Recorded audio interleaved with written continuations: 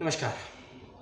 Video है, रात्रि में शूट हो रहा है, दिन के उजाले में सुनिएगा। और कुछ काले पीले सवाल थे आप लोगों के जेएनयू के पीएचडी के फॉर्म को लेकर और दिल्ली विश्वविद्यालय के फॉर्म को लेकर जो कि निकले हैं। उन्हीं सवालों के जवाब देने का प्रयास इस वीडियो में आपको करेंगे या करूंगा मैं। तो जवाब हो सकता है आपको संतुष्ट ना करे, लेकिन जो भी जवाब मुझे प्राप्त हुआ उसको मैं आपको देने का प्रयास करूँगा। हो सकता है ये सवाल आपके भी हों और इनके जवाब से आप भी परेशान हो रहे होंगे, तो उसी की बात करेंगे। और कुछ नए अपडेट आए हैं दोनों ही विश्वविद्यालयों की तरफ से, तो अलग अलग वीडियो बनाने से अच्छा सोचा कि आप लोगों का समय बचेगा, मेरा भी समय बचेगा और आपको उसका लाभ भी मिल जाएगा। ठीक है, पहली ज़रूरी बात है, दिल्ली विश्वविद्यालय के पीएचडी की फॉर्म भरने की लास्ट डेट 8 अगस्त 2023 रखी गई है। 8 अगस्त 2023 रात्रि 11:59 तक फीस को सबमिट कर सकते हैं और 8 अगस्त 2023 शाम 5 बजे तक फॉर्म को फिलअप कर सकते हैं। दूसरी बात यह है कि साथ ही साथ जेएनयू जवाहरलाल नेहरू यूनिवर्सिटी की भी पीएचडी की फॉर्म की डेट जो पहले 4 अगस्त थी उसको बढ़ाकर अब 21 अगस्त 2023 कर दिया गया है। 21 अगस्त 2023 तक आप जेएनयू में पीएचडी के लिए फॉर्म को अप्लाई कर सकते हैं। पहली खबर ये थी। दूसरी खबर ये है कि ऐसे विद्यार्थी बहुत से परेशान हो रहे हैं जिन बच्चों के पास गेट सेट नेट जेआरएफ नहीं है या एनएफएससी एनएफएसटी एनएफओबीसी नहीं है, वो बच्चे फॉर्म भरने के लिए एलिजिबल है या नहीं, इसका क्या करें। जी हाँ, जेएनयू में अभी तक जिन बच्चों का net get set JRF qualify नहीं है, क्या वो बच्चे भी फॉर्म भरेंगे? इसका एप्लीकेशन फॉर्म भरने का लिंक अभी तक नहीं आया है। तो अगर आप नेट सेट गेट जेआरएफ या फिर किसी प्रकार के नेशनल फेलोशिप प्राप्त नहीं किए हुए हैं तो जेएनयू का फॉर्म भर नहीं सकते हैं। अभी जब उसका लिंक आएगा, नॉन नेट वाला जिसको हम बोलते हैं, तब हम आपको बता देंगे और वेबसाइट को विजिट करते रहिए। हो सकता है 20 अगस्त या फिर 25 अगस्त के आसपास उसने लिंक को डाला जाए, तब हम आपको बता देंगे। लेकिन अभी तक जिन बच्चों का नॉन नेट है या केवल इनका पीजी पास है, कोई एग्ज़ाम पास नहीं है, वो अभी जेएनयू का फॉर्म नहीं भर सकते हैं, इसका ध्यान रखिएगा। यही सवाल दिल्ली विश्वविद्यालय के बच्चों के साथ भी आ रहा है जो अप्लाई कर रहे हैं ड्यू में, कि जिन बच्चों का NET SET GATE JRF ISA IC पर या किसी प्रकार का नेशनल फेलोशिप या स्कॉलरशिप नहीं है, वो बच्चे अप्लाई करें तो कैसे करें। इस सवाल के लिए थोड़ा चीज़ों को टेक्निकली है समझिएगा, क्योंकि जो मैंने जुगाड़ निकाला है उससे फॉर्म तो सबमिट हो रहा है।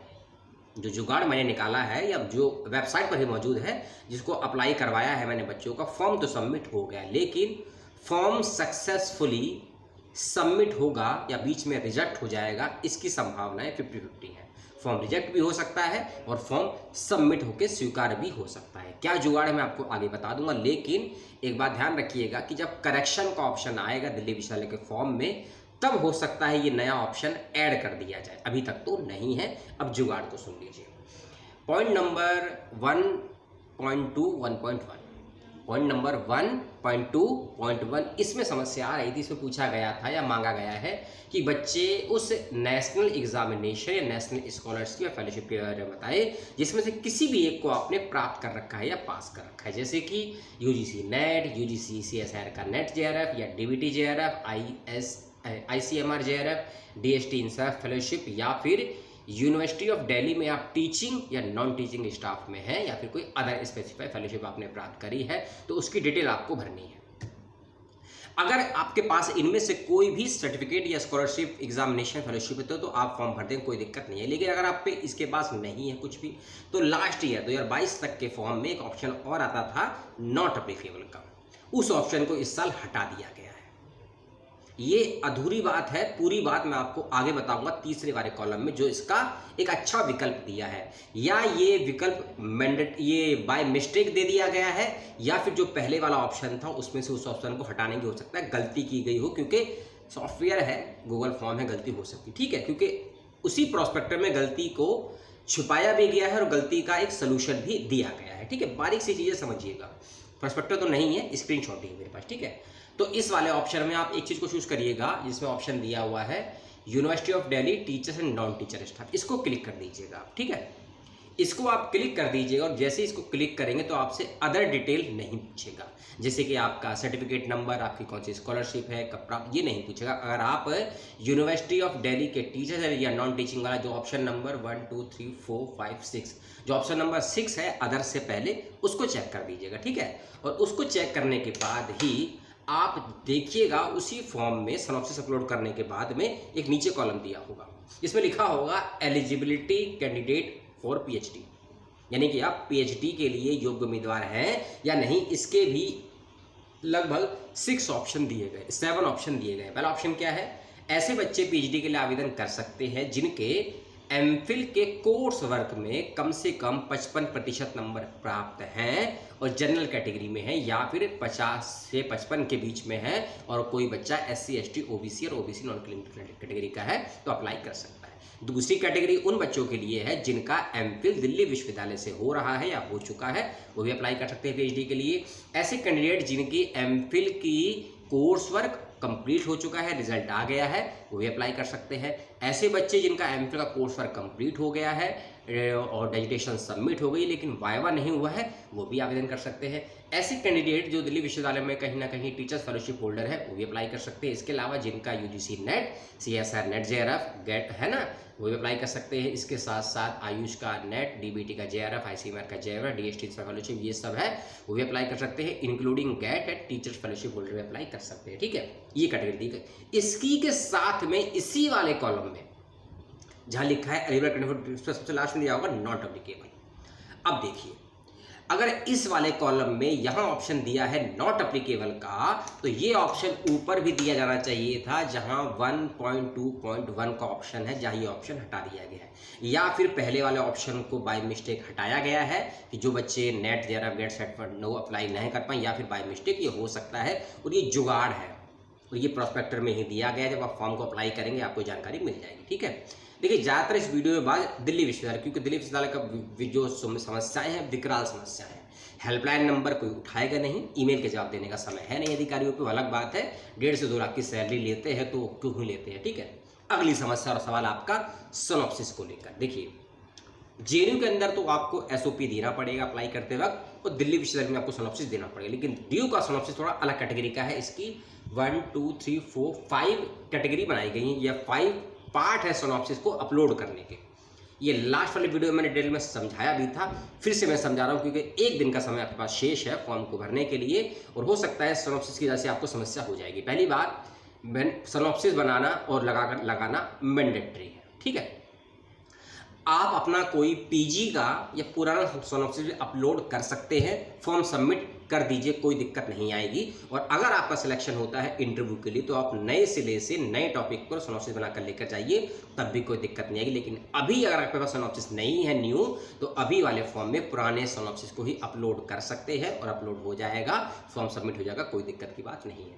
अब आते हैं सिनॉप्सिस वाले क्राइटेरिया पे। देखिए, सबसे पहला ऑप्शन होगा आपका your propose them the scope of research PhD, ठीक है।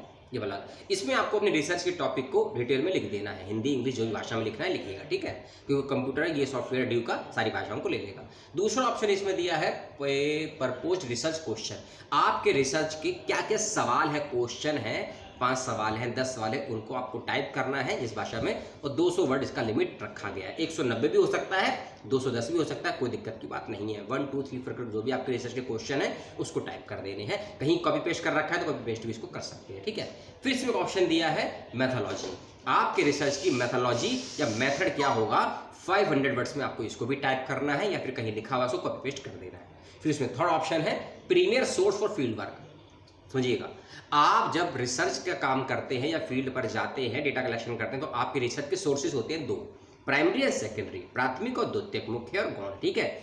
जो भी आपके सोर्सेज हैं प्राइमरी या सेकेंडरी, उसकी लिस्ट आपने बनाई होगी, उसको आपको यहाँ एंटर करना है, टाइप करना है, कॉपी पेस्ट करना है, पहली चीज़। दूसरी चीज़, अगर जो बच्चे खासकर गुणात्मक शोध करते हैं उनके लिए क्वांटिटी जो डेटा कलेक्शन है फील्ड वर्क का नहीं होता है, लाइब्रेरी वर्क का होता है, तो वो बच्चे यहाँ पर, जो बच्चे क्वांटिटिव रिसर्च कर रहे हैं, गुणात्मक शोध, क्वालिटिव रिसर्च कर रहे हैं, गुणात्मक, याद रखिएगा आपको यहाँ संदर्भ सूची या रेफरेंस सूची देनी है। और जो बच्चे मात्रात्मक या क्वांटिटिव रिसर्च कर रहे हैं उनको अपने प्राइमरी या सेकेंडरी सोर्स की पूरी लिस्ट देनी है। कंफ्यूज मत होइएगा, डाउट हो कमेंट करके पूछ लीजिएगा, ठीक है।